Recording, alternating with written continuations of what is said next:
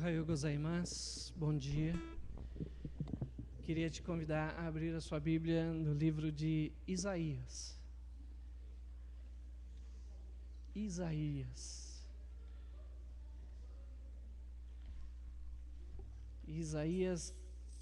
61. Isaías 61.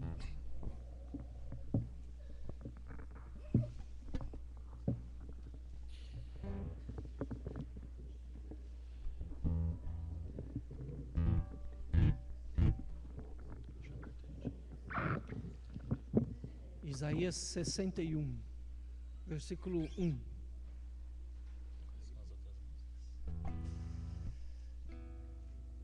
Bom dia.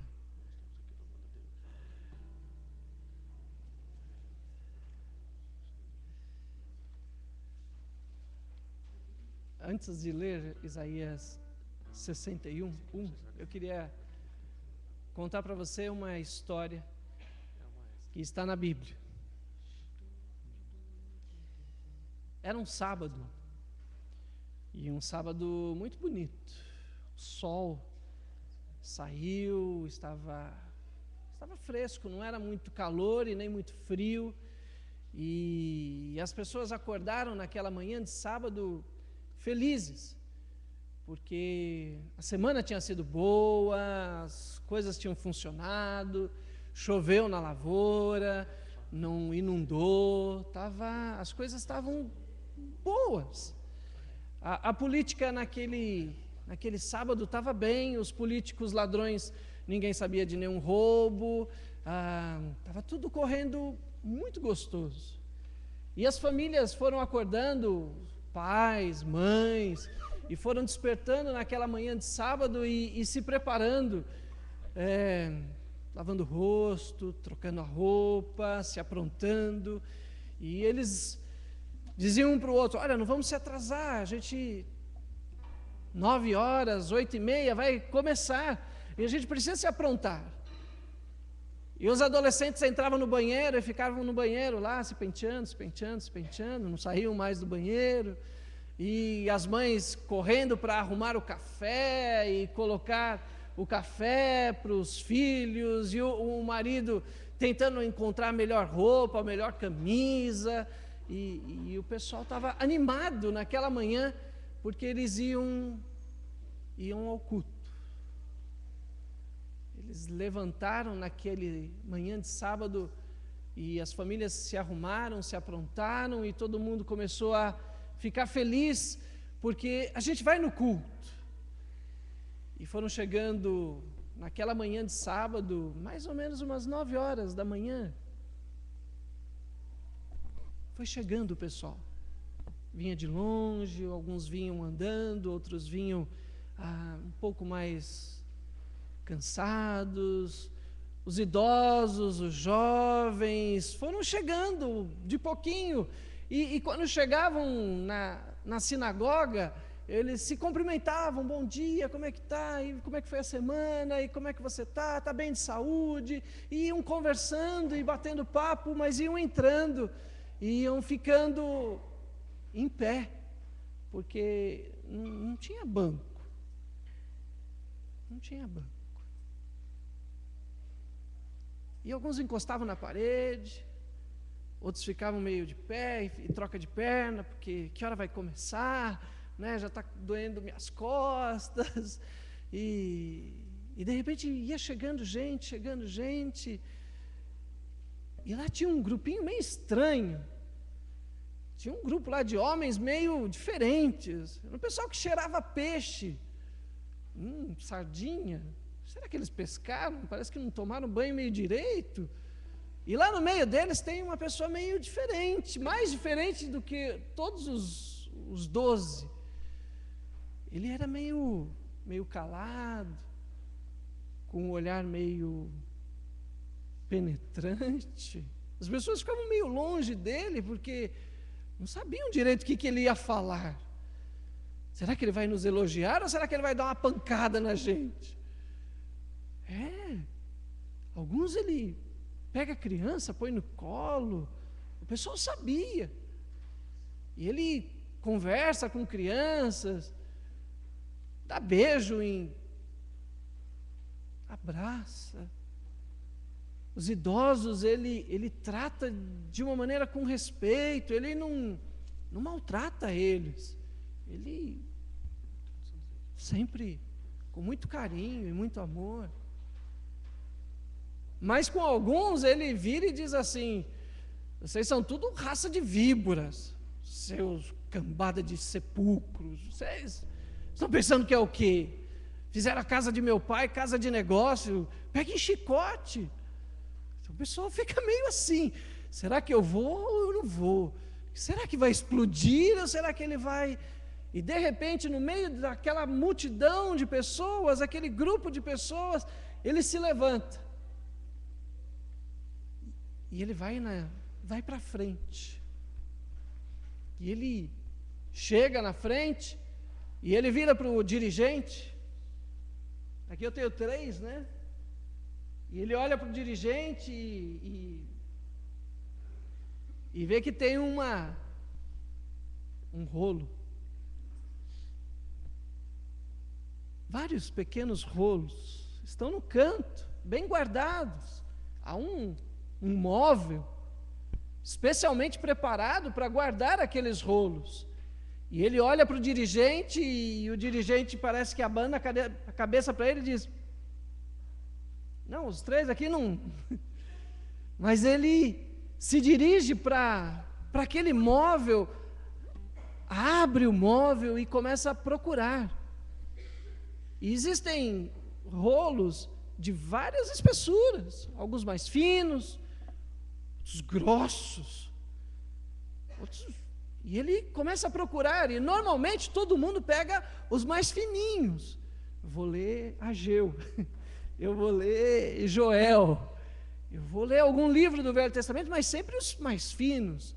E de repente ele vem com um rolo desse tamanho, grosso, grande, e ele coloca em cima da mesa e fica todo mundo: nossa, ninguém pega isso, isso é uma loucura. Por quê? Só para você ter uma ideia, irmão, hoje eu falei para você: abre Isaías 61:1, você pegou o 61 e procurou o versículo 1, é fácil, não é? Aí tem alguns, então, tem até celular, fica mais fácil ainda. Mas naquela época não tinha número, não tinha versículo, e aquele rolo enorme. Vai que o rolo cai, né, Pedro, e sai desenrolando pela... Que perigo! E ele começa a procurar no rolo.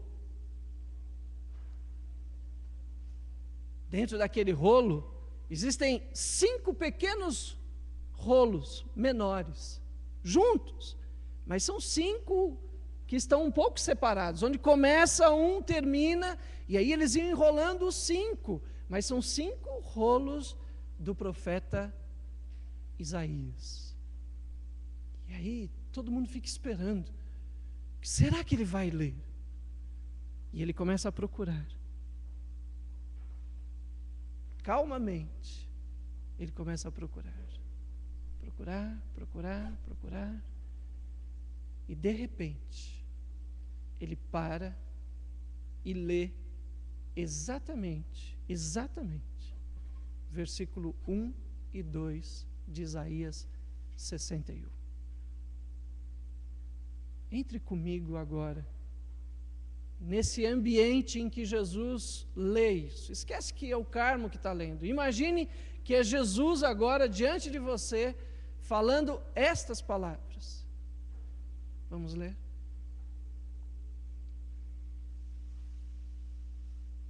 O Espírito do Senhor Deus está sobre mim, porque o Senhor me ungiu para pregar as boas novas aos quebrantados. Enviou-me a curar os quebrantados de coração, a proclamar libertação aos cativos e pôr em liberdade os algemados, a apregoar o ano aceitável do Senhor, o dia da vingança do nosso Deus, e a consolar todos os que choram. O Espírito do Senhor Deus está sobre mim. E do mesmo jeito que Jesus tomou aquele rolo sem falar nada, sem dizer onde ia ler, ele fecha o rolo, vai até o móvel, coloca ele, volta e senta-se. Não diz uma palavra. Todos estão ali com um olhar parados, olhando para ele e pensando: nunca ninguém leu este texto na frente de outras pessoas. Nunca ninguém teve a coragem de se levantar na frente de tantas pessoas e dizer: o Espírito de Deus está sobre mim.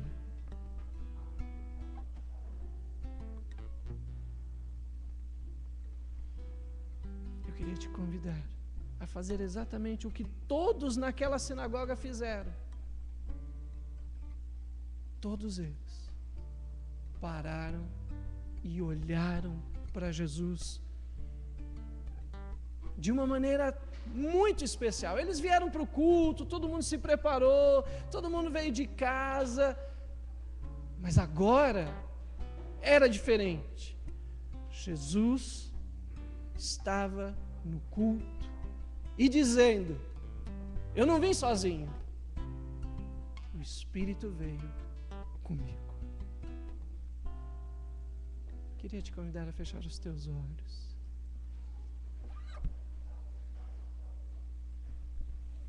Eu sei que você veio de casa, eu sei que você veio talvez de uma semana boa ou não tão boa, eu sei que você tomou café, que você se trocou, que você veio para o culto, você cumprimentou, abraçou, eu sei que você fez tudo isso.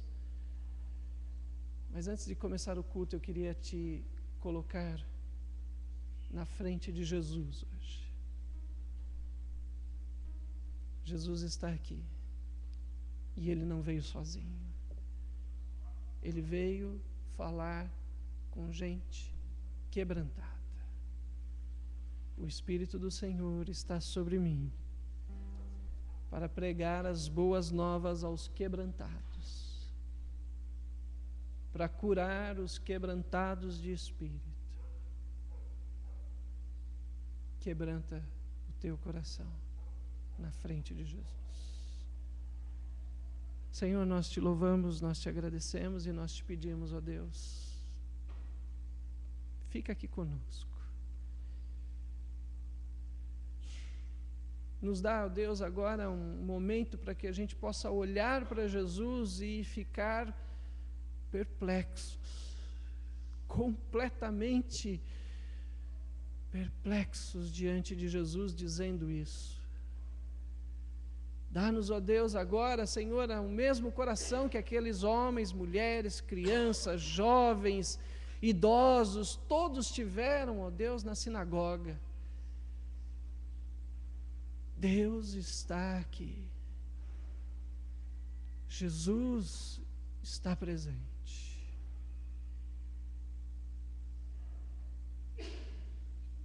Fala, Deus. Fala conosco. No nome de Jesus. Amém, Senhor. Vamos louvar a Deus.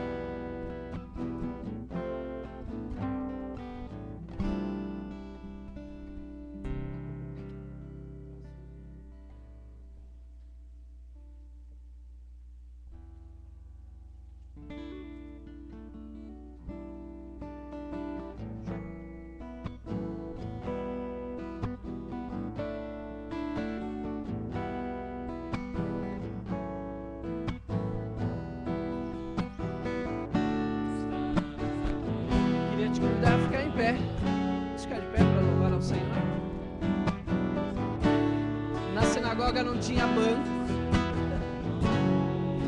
Ninguém sentava-se na sinagoga. Tinha que ficar de pé. Tempo para louvarmos a Deus. Um só amor, um só Espírito. Tempo para isso. Tempo para louvarmos a Deus. Um só amor, um só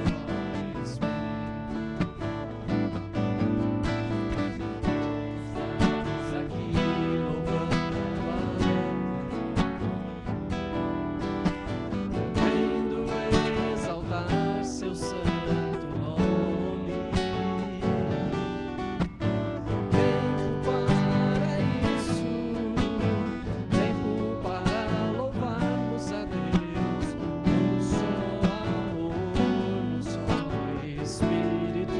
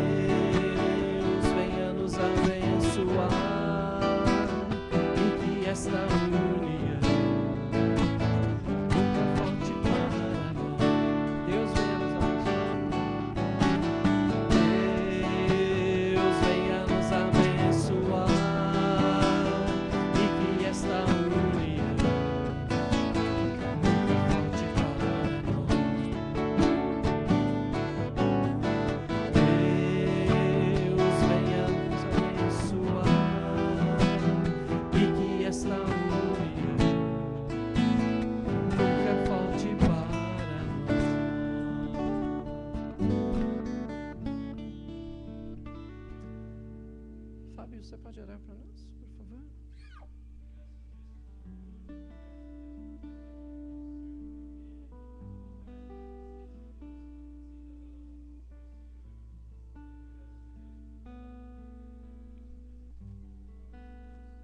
Amém, Senhor. Pode se assentar, com exceção do Sérgio. Obrigado, Sérgio.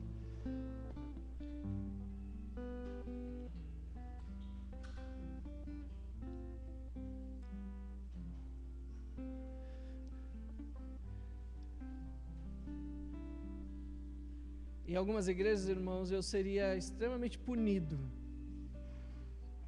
por isso agora que aconteceu. Cadê a caixa de ofertas, pastor? O Juliano depois vai brigar comigo. Mas cadê a caixa de ofertas? Tem que ter.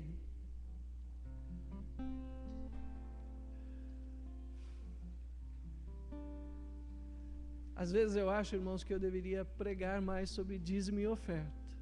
Também acho que você também já pensou nisso, né? Falou, pastor, você não fala sobre dízimo e oferta. Um dia eu gasto meia hora falando do dízimo e oferta para você, não tem problema. Mas eu queria que você soubesse uma coisa. Talvez eu fale muito pouco com você sobre dízimo e oferta, eu pregue muito pouco sobre isso. Mas eu queria dizer isso olhando para você. Eu oro por que Deus te dê condições de ter umas finanças em ordem. Até porque ainda não está trabalhando. Que sonha um dia em trabalhar. Até porque já está aposentado.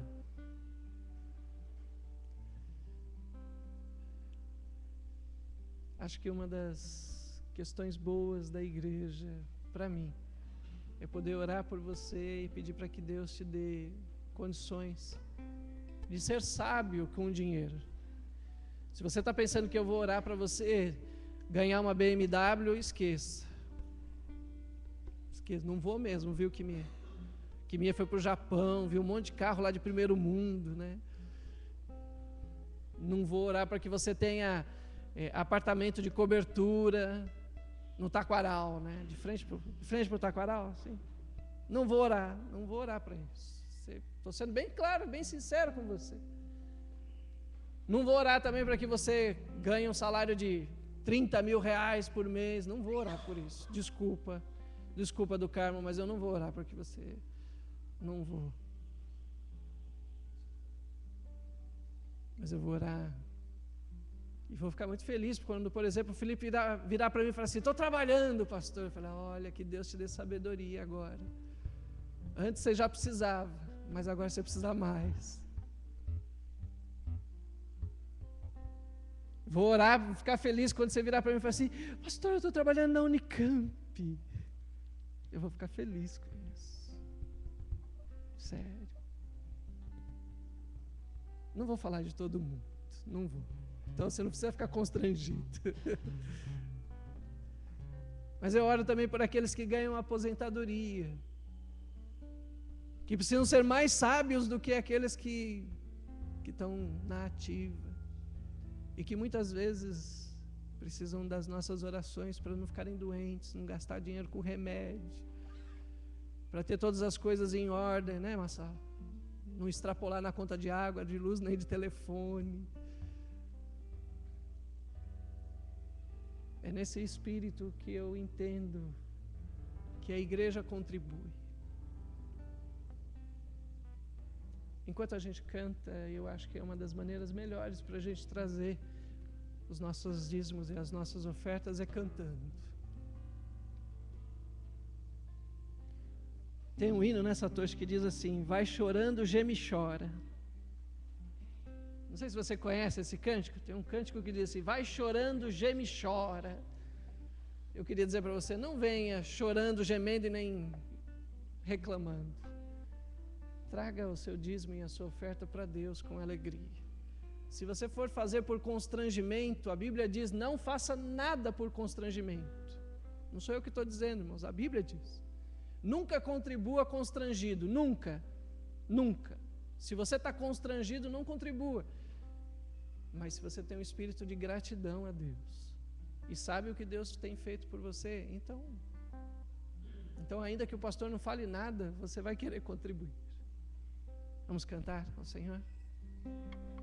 Enquanto isso, se você tiver um coração alegre, grato, traga o seu dízimo e a sua oferta.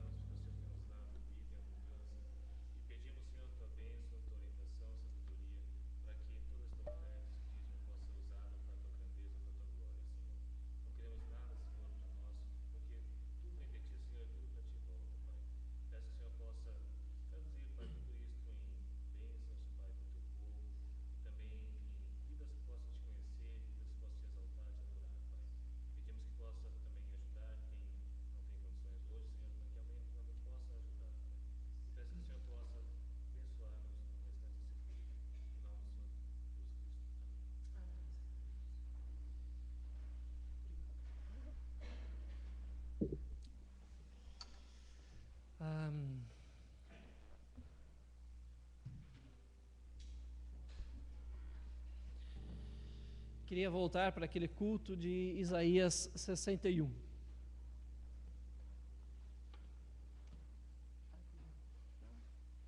Você acha umas passagens para mim?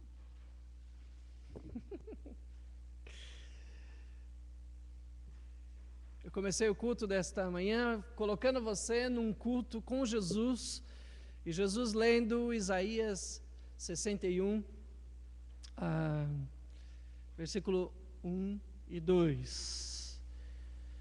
A passagem que eu falei para você que Jesus estava, ela está em Lucas 4, versículo 18. É esse culto que eu tentei colocar você lá dentro, com Jesus lendo exatamente essa passagem de Isaías, e mais ou menos do jeito que Jesus fez. E essa passagem é uma passagem muito importante, mas que eu vejo que, mesmo na época de Lucas, quando Lucas escreveu, ele já usou uma palavra meio diferente, porque em Isaías, nós temos 2 vezes Deus falando ao profeta Isaías sobre quebrantamento. Não é a mesma palavra que Lucas usa, interessante isso. É a mesma passagem, mas não é a mesma palavra. Parece que Lucas já está tendo uma certa dificuldade, porque ele usa pobre, oprimido. Parece que ele já está tentando explicar o que é uma pessoa quebrantada. E eu queria te fazer uma pergunta nessa manhã. Você sabe o que é quebrantado? Jesus veio para pregar uma notícia, uma boa nova, para pessoas quebrantadas. Mas o que é alguém quebrantado?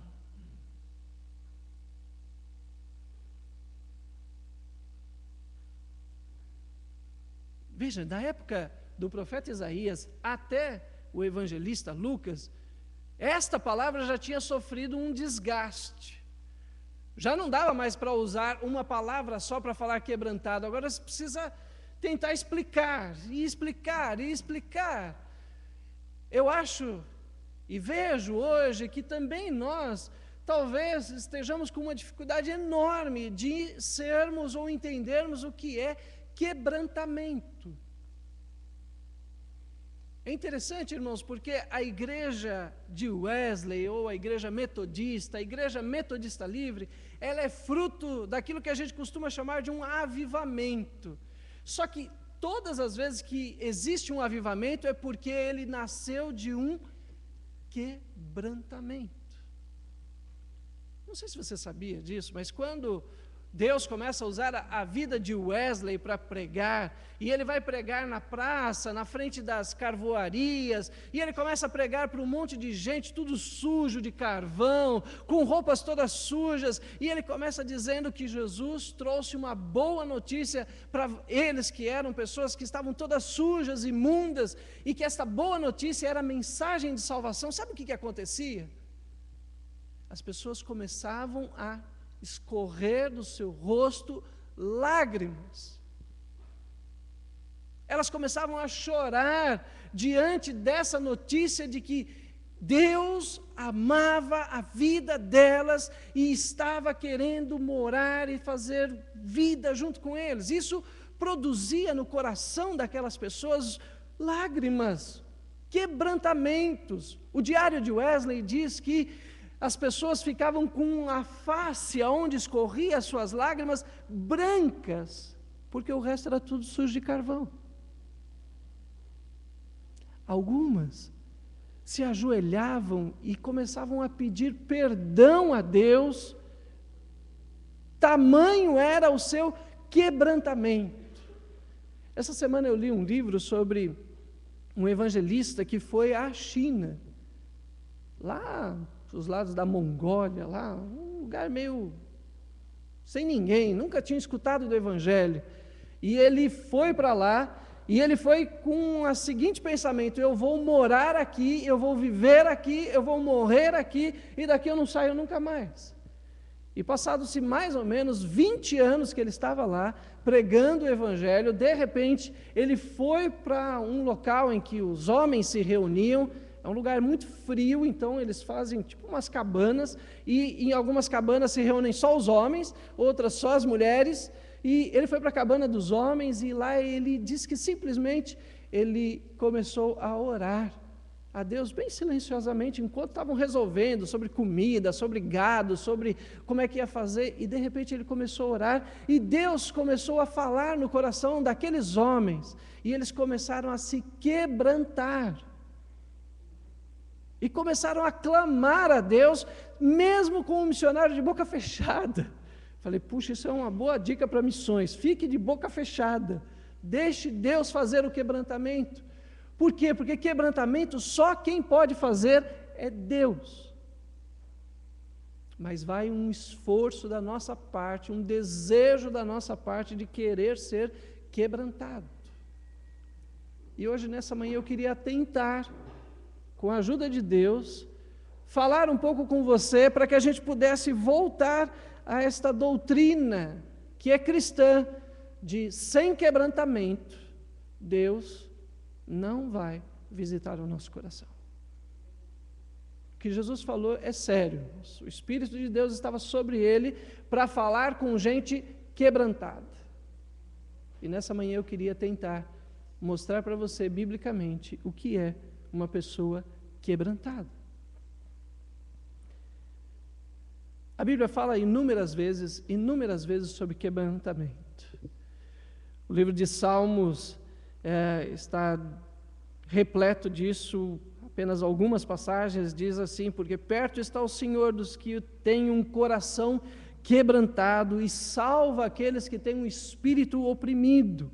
Salmo 34, 18. O Salmo 51, 17 diz assim, sacrifícios agradáveis a Deus são espírito quebrantado e coração compungido e contrito.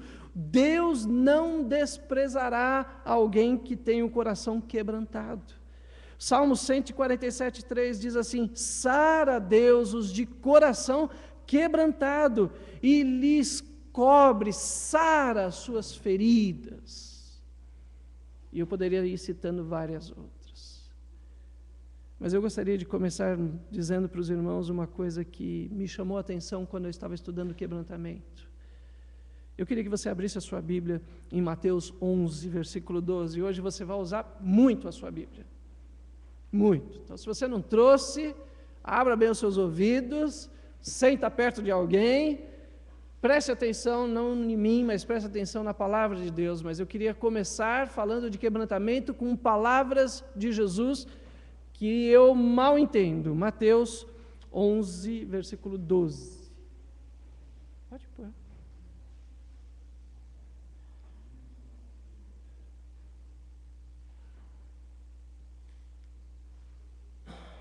Desde os dias de João, o Batista, até agora, o reino dos céus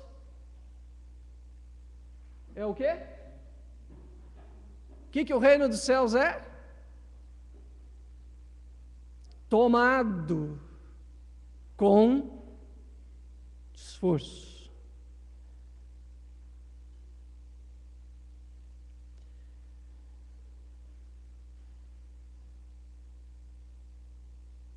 É tomado com força. E essa tradução aqui é boa, gostei dela. E os violentos o tomam de assalto. Você lembrava dessas palavras de Jesus? Que o reino dos céus é tomado com esforço. Você lembrava disso em algum momento? Eu vou ser bem sincero para você, eu não lembrava disso. Eu não lembrava que exige esforço da nossa parte. Eu sempre achei, e sempre falaram para mim, que era graça, tudo é graça. Assim, você é salvo pela graça, você não tem que fazer nada. Jesus já fez tudo, não faça mais nada, deixa rolar solto, é de graça. É graça. Eu sempre tive essa ideia. E de repente eu paro diante das palavras de Jesus e Jesus fala assim, quer entrar no reino de Deus? Faça força. E aí eu fui percebendo, irmãos, estudando um pouco a Bíblia, que a palavra que Jesus usa ali não é força do braço, mas é força no coração. É a mesma palavra do Velho Testamento para quebrantado. Mesma palavra. Jesus está dizendo assim: você quer tomar o reino de Deus? Se quebrante. Faça força para ser alguém quebrantado. Isso não vai cair na tua cabeça de um momento para o outro. Isso vai exigir, e aqui eu quero muitas vezes quebrar um problema que eu tenho com a graça de Deus, porque eu acho que a graça de Deus não exige nada, mas de repente Jesus está dizendo: se você não fizer força, você não entra. E a gente vai observar que um coração quebrantado ainda é importante. E talvez você vai olhar e falar assim: não, pastor, agora a gente não faz força, a gente é salvo e tudo acontece sem fazer força nenhuma. Eu queria só deixar mais um versículo com você sobre isso. Atos 24:16. Senão você vai pensar que a minha doutrina é uma doutrina que está fora da Bíblia. Eu quero só deixar mais um versículo com você, agora, de alguém que está interpretando as palavras de Jesus. Atos 24:16.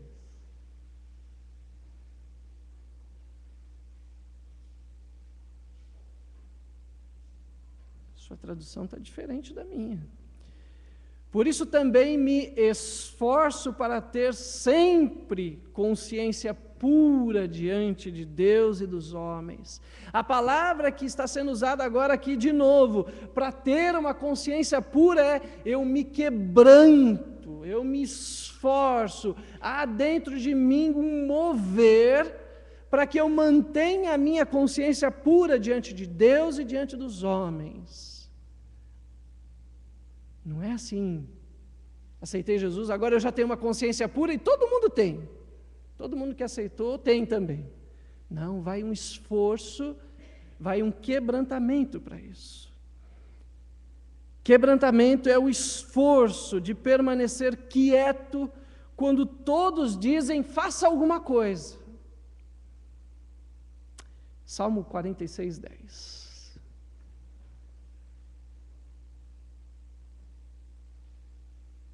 Quebrantamento é um esforço que você tem que fazer para ficar quieto na presença de Deus, quando todo mundo está dizendo: e aí, vai fazer alguma coisa ou não vai? É ou não é assim? Salmo 46:10. Aquietai-vos e sabei que eu sou Deus, sou exaltado entre as nações, sou exaltado na terra. Meu irmão e minha irmã, quebrantamento é saber ficar quieto. E muitas vezes vai acontecer isso na tua vida. E há um esforço aqui, irmãos, eu não sei com respeito a você, mas se você é igual eu, que adora pegar as coisas, não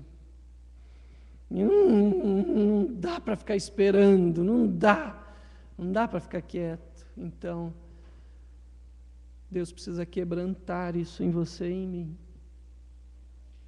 para que a gente saiba ficar quieto. Quebrantamento é esforço para se tornar uma criança em intimidade e sem reservas. Mateus 18:4. Você lembra dessas palavras de Jesus? Portanto, aquele que se humilhar como uma criança, esse é maior no reino de Deus. Gente, que quebrantamento que precisa existir em nós para que a gente viva como crianças nas mãos de Deus. Se a gente não sofrer um quebrantamento de Deus, a gente nunca vai ser criança aos olhos de Deus. E eu queria destacar duas coisas aqui de criança. Primeiro é intimidade. Por que as crianças do nosso mundo pecador são tão violentadas? Porque elas não têm noção de intimidade. Eu e você, que já somos adultos, se alguém virar para nós e quiser nos violentar, a gente vai reagir porque vai violar a nossa intimidade. Mas criança é um negócio tão tranquilo. Criança não acha ruim de trocar de roupa na frente de quem quer que seja, ou não é? Não está nem aí. Ele é tão desligado, ele não está preocupado em se defender, ele se entregou na sua intimidade e deixa a pessoa ir fundo nessa intimidade. Por isso que a gente consegue dar banho em criança, por isso que a gente consegue trocar a criança, por isso que a gente consegue vestir a criança, porque ela simplesmente se entregou na sua intimidade, ela não tem mais essas coisas assim de, não, ela é livre. E o segundo é essa sem reservas. Por que as crianças vão com os estranhos?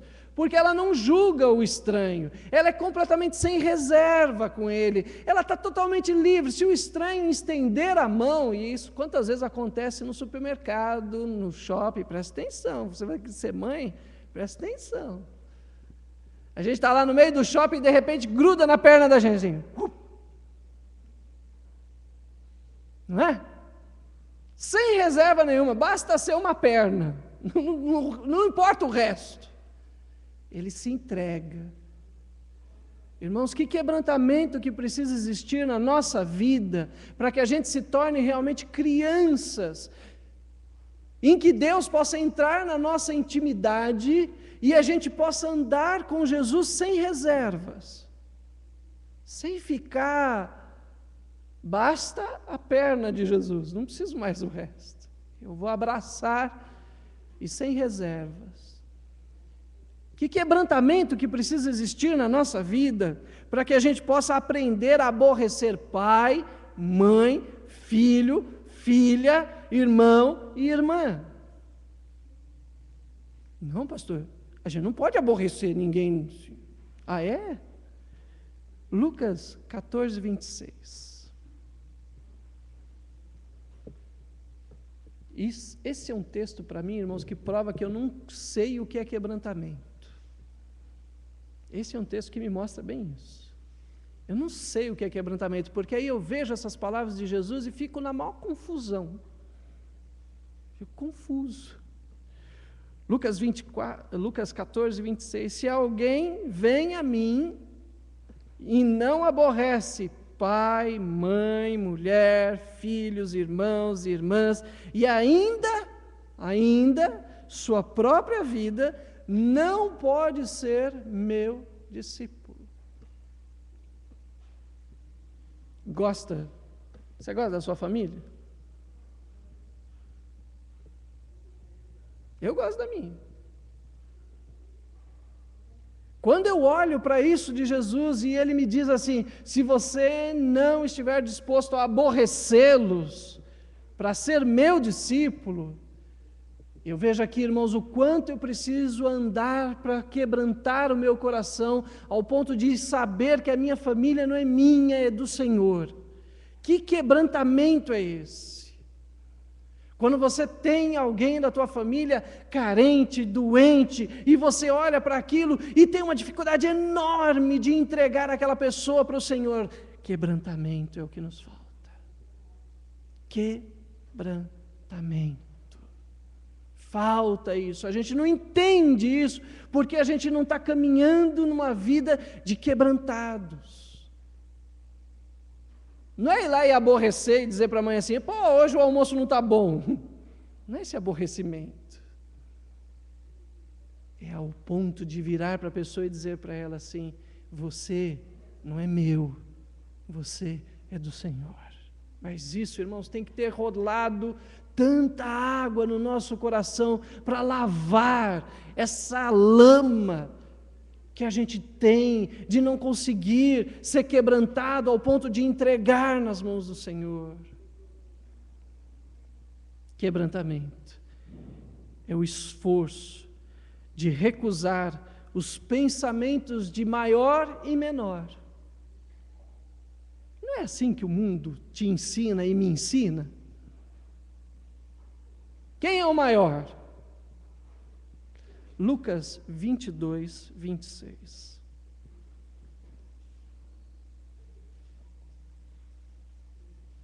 Lucas 22, 26, Jesus está ensinando um outro quebrantamento para nós.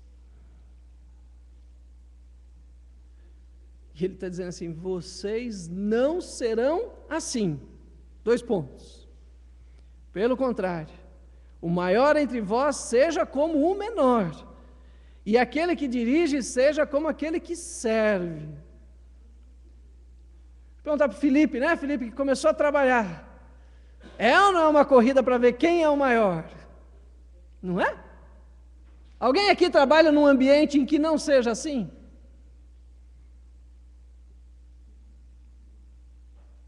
Você está achando que o pastor vai levantar a mão e vai falar: não, ser pastor, ninguém luta para ser maior e menor. Você está achando que eu vou falar isso? Você está brincando, irmão. Se no meu ramo profissional, o que mais tem é gente querendo ser e correndo atrás de quem é o maior. Ou você não vê isso? E você pensa que o meu ambiente é diferente do teu ambiente nessa área? Só que quebrantamento é ir exatamente contra isso. É olhar e pensar, quando está todo mundo dizendo: você vai ser promovido, e você está lá naquela luta interna do seu coração, mas eu mereço, eu fiz, e há em nós um desejo enorme de ser o primeiro, o maior, ou não há? Jesus está dizendo, isso precisa ser quebrado. Entre nós não será assim. Isso exige quebrantamento ou não, irmãos?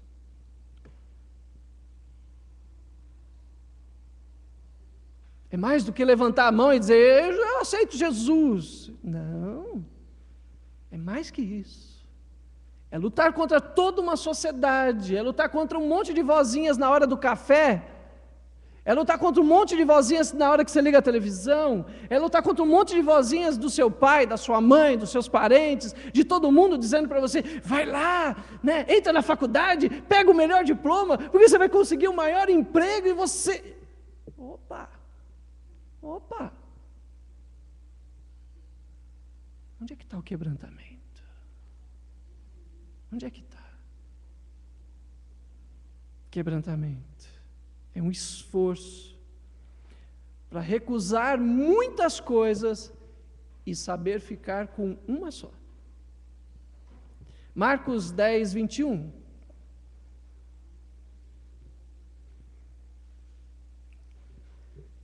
Aqui eu acho que vai um quebrantamento na hora de eu assistir televisão. Vai falar: não, pastor, não precisa ser quebrantado para assistir televisão. Não, presta atenção no que Jesus disse. Presta atenção no que ele disse.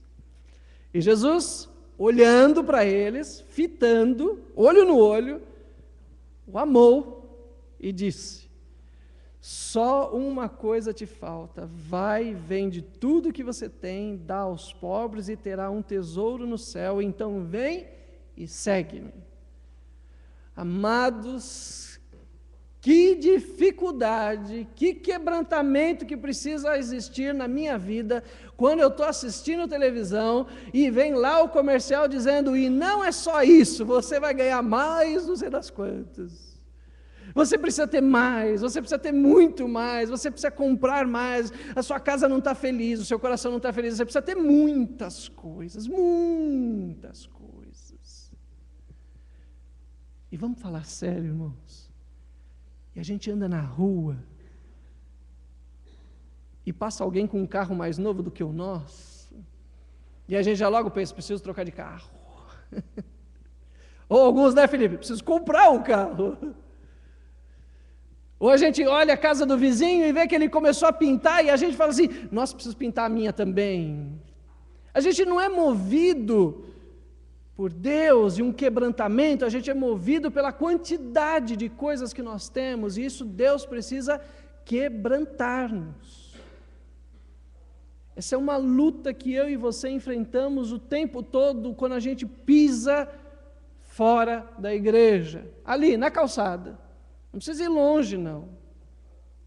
Porque todo mundo está dizendo para a gente: quanto mais você tiver, melhor. E Jesus vem e diz assim: quanto uma coisa você tiver, o resto não te importa mais.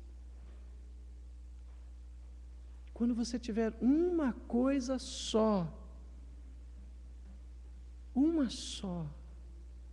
mas para ter uma coisa só e ficar feliz com isso, primeiro a gente precisa ser quebrantado. Senão a gente vai viver inquieto.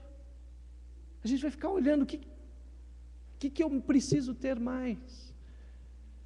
Quebrantamento de uma coisa só. Quebrantamento é um esforço para viver em simplicidade de vida e se aproximar de Deus. Olha, irmãos, que quebrantamento que Deus tem que fazer na gente para a gente aprender a viver com simplicidade. Que quebrantamento. 2 Coríntios 11, 3. 2 Coríntios 11, 3.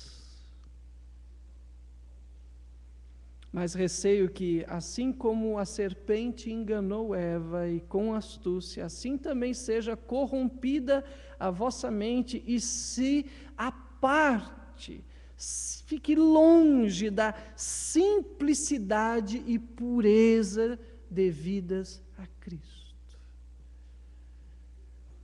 Simplicidade. Hoje, na sociedade que nós vivemos, está havendo um movimento para que as pessoas comecem a viver de maneira mais simples.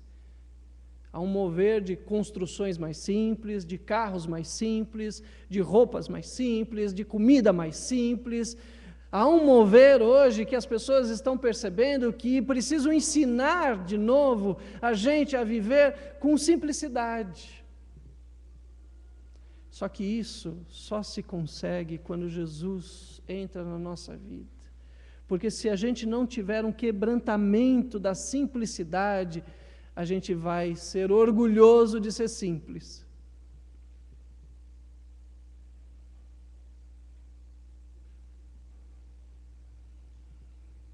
Um orgulho de, olha, eu só tenho isso. Olha, eu não estou querendo mais. Simplicidade não é a quantidade de coisas que você tem. Simplicidade é um quebrantamento de Jesus no teu coração. Obrigado.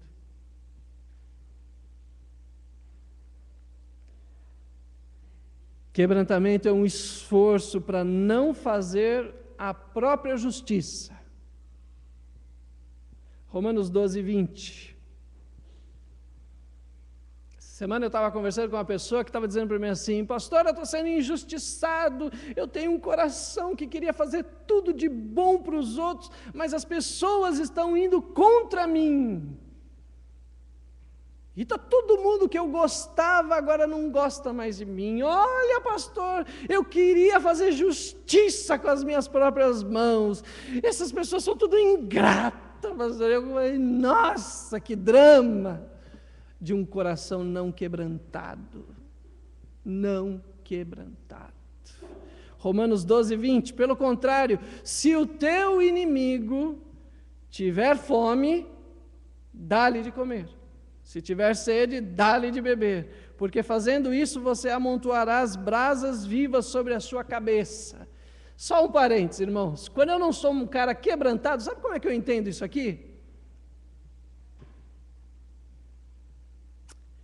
Eu vou fazer o bem para o Lincoln, só para ele fique bem constrangido, até o ponto dele vir e me pedir perdão. É ou não é? Eu vou ser íntegro, porque quando eu for íntegro, todo mundo vai perceber ao meu redor que eles não são. Eu vou ser o mais justo no serviço, porque quando eu for o mais justo no serviço, todos os outros vão perceber o quanto eles são pecadores. É assim que eu entendo quando eu não sou uma pessoa quebrantada. E ao invés de fazer o bem pelo bem, eu faço o bem pelo um coração cheio do inferno. Cheio. Mas quando eu tenho um coração quebrantado, eu sei eu olho para esse versículo e digo: a justiça virá de Deus. A justiça será feita não porque eu sou bonzinho. E essa mesma pessoa que estava falando comigo durante a semana, sabe o que ela estava dizendo? Ela estava dizendo assim: eu fiz tudo certinho, pastor, eu fiz tudo bonitinho, eu não deixei nada para lá, e as pessoas não entendem, são tudo uma cambada de ingratos, mas eu vou continuar fazendo certo até que eles percebam que eles estão errados. Eu fiquei olhando e falei: onde está um coração quebrantado? E eu não estou falando de gente que não tem Jesus, viu, irmão e irmã? Eu estou falando de gente que está com Jesus, mas não está quebrantado. Não está. Quebrantamento é um esforço para ter fé quando eu não vejo nada. Hebreus 11:1.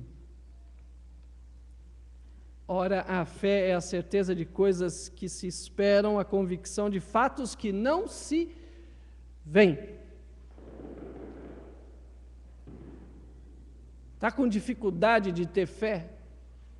Está com dificuldade de acreditar que Deus é capaz de fazer o impossível na tua vida? Está com dificuldade nisso? Então eu vou dizer para você uma coisinha que Deus tem falado para mim. Enquanto você não se quebrantar na minha presença, enquanto você não dobrar o seu coração, enquanto você não se humilhar na minha presença, enquanto você não me buscar de todo o teu coração, com todas as tuas forças, você não terá fé para ver o invisível. É isso que Deus falou para mim, irmãos. Que o problema não está em eu ter que ver.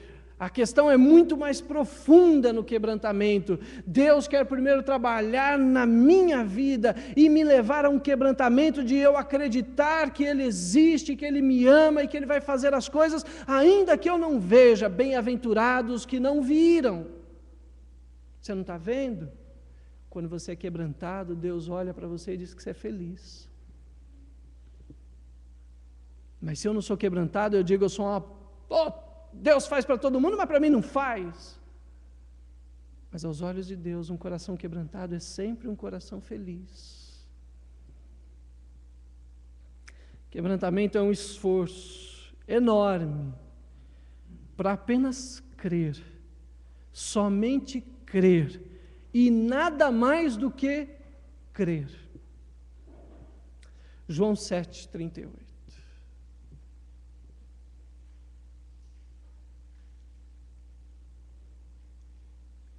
Quem crer em mim, como diz as Escrituras, do seu interior fluirão rios de água viva.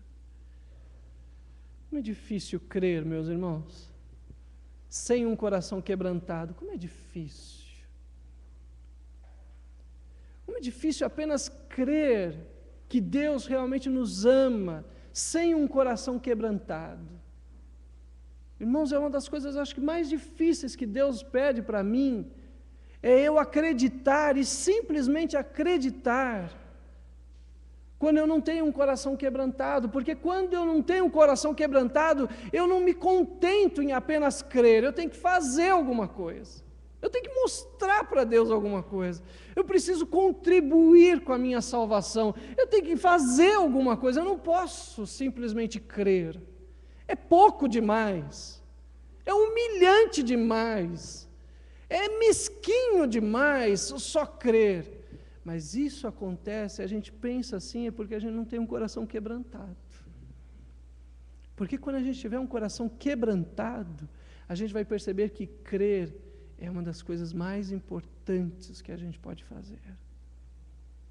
É fundamental na nossa vida crer, e simplesmente crer no Senhor Jesus. Quebrantamento é um esforço enorme para poder morrer, para então se levantar vivo. Eu queria ler com você Colossenses 3, de 5 até o 10. Eu acho que essa é uma passagem importante. Quebrantamento é um esforço enorme para morrer. Dá trabalho morrer, viu, irmãos? Dá trabalho. Você pensa que é só sofrer um acidente. Mas para morrer espiritualmente, para que Deus possa começar a viver em nós, dá um trabalho, é um esforço. Ou não é? Vamos ver o que a palavra de Deus diz, aonde a gente precisa se esforçar. Fazei, pois, morrer a vossa natureza terrena, prostituição, impureza, lascívia, desejo maligno, avareza, idolatria. Olha quanto pecado sexual aqui. Aí você vai falar para mim, não, pastor, a gente não tem problema sexual. Ah, é? Tudo é eunuco aqui. Isso é a igreja de eunucos. Ninguém tem problema nessa área. Se não temos problema nessa área, então por que a Bíblia é tão enfática e fala tantas vezes da mesma coisa? Me diz. Ou será que Deus está vendo alguns lugares que a gente precisa ser quebrantado e a gente não está falando nisso? Como, por exemplo, na área sexual da nossa vida, nos nossos olhares, nos nossos pensamentos, no jeito que a gente senta, no jeito que a gente fala, do jeito que a gente anda, e a gente muitas vezes está sendo e bebendo a lascívia. Ah, pastor, lascívia eu nem sei o que é.